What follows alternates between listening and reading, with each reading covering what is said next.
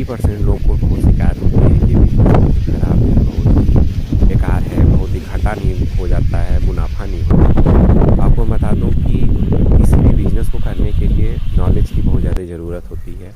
आपके पास नॉलेज है तो कोई भी ऐसा बिज़नेस नहीं है जिसमें आपको मुनाफा ना हो।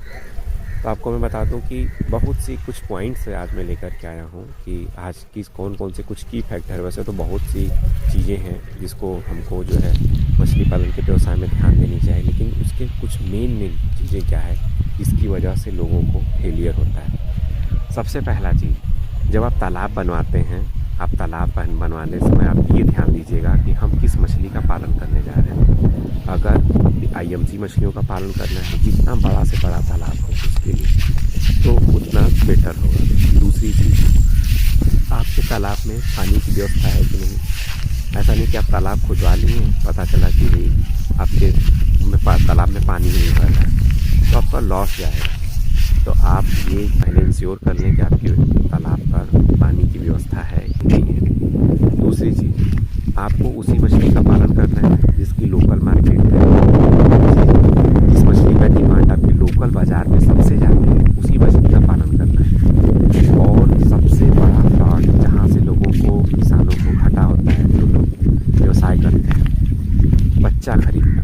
बच्चे खरीदते समय बहुत ज़्यादा फ्रॉड होते हैं। आपको मैं बता दूँ कि आप जैसे 50,000 बच्चे मंगवा रहे हैं तो आपको एक्चुअली में वो 30 से 35,000 बच्चे देंगे अगर वो फ्रॉड वाले, इसमें मैक्सिमम फ्रॉडगिरी होती है। इसलिए अच्छे नर्सरी से मंगवाइए और जब भी बच्चों को मंगवाइए तो आप क्या करिए, पहले उसको अपने एक नर्सरी तालाब में डालिए।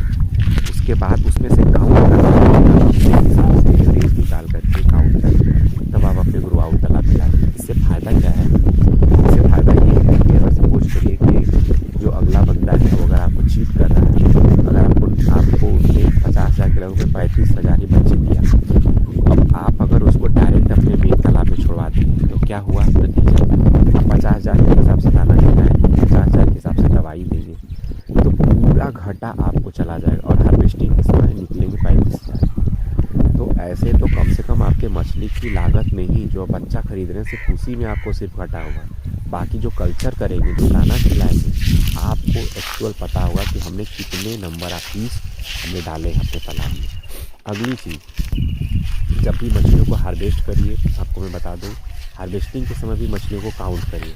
जैसे आप किसी भी टोकरी में निकलवा रहे हैं तो आप ये ले लिए कि उनमें 50 पीस हर बार जाए। इस तरह से आपको नंबर ऑफ पीस भी पता चलेगा कि हमारे तालाब में कितनी मछलियाँ मरी और कितना हमारे बच्चे जो है बड़े हुए। ये चीज़ तो क्योंकि इसी में सब लोग जो है मार खाता है दोस्तों, क्योंकि ये ऐसी चीज़ होती है कि आपको 50,000 लेकर के दे देंगे, लेकिन कम बच्चे होंगे तो आप दाना ज़्यादा खिला देंगे, आपको नतीजा क्या होगा? लॉस होगा।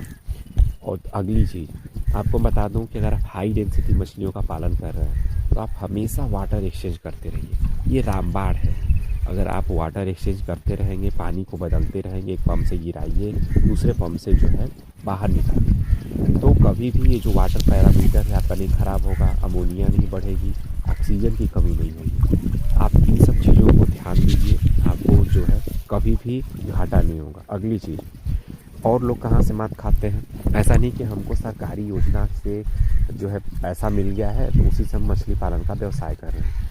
और नतीजा क्या होता है कि जैसे मान लीजिए आपको 10 लाख रुपए सरकार की तरफ से अनुदान मिलने वाला है, तो आप करते क्या हैं कि लोग सोचते हैं कि भैया हम जो मछली का बच्चा डाल देते हैं उसके बाद जो पैसे किस्त वाइज में मिलते हैं तो 6 महीने से दाना खिलाएं, और पता चला कि बीच में नहीं मिले तो हम जो है दाना ही नहीं खिलाएं।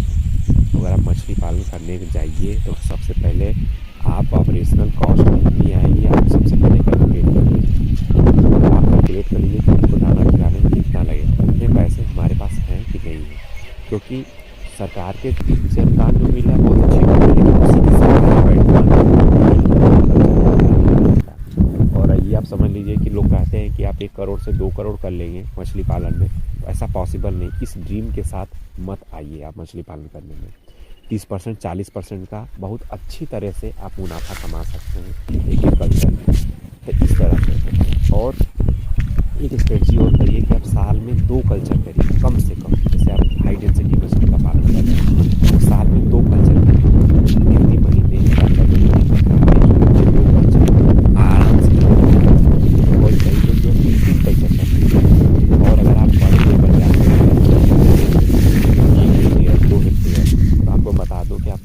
तालाब ज़रूर से ज़रूर रखिएगा। नर्सरी तालाब से आप जो मछली का बच्चा खरीद रहे हैं उसकी कॉस्ट भी बचेगी और साथ ही साथ आपको काफ़ी मुनाफ़ा होगा। वहीं अगर देसी मछलियाँ हैं तो आपको 15-15 दिन पर जो है जाल चलवानी पड़ेगी। जाल चलती है, मछलियाँ डरती हैं तो भागती हैं तो दाना ज़्यादा खाती हैं। तो दोस्तों इन सब टिप्स के साथ अगर आप मछली पालन का व्यवसाय करने उतर रहे हैं तो आपको इंश्योर रहिए कि कभी भी आपको जो है घाटा नहीं हो सकता। वैसे तो बहुत से पॉइंट हैं लेकिन मैंने मेन पॉइंट के लिए हाइलाइट किया है। हमारे अकाउंट पर और भी वीडियो हैं, आप लोग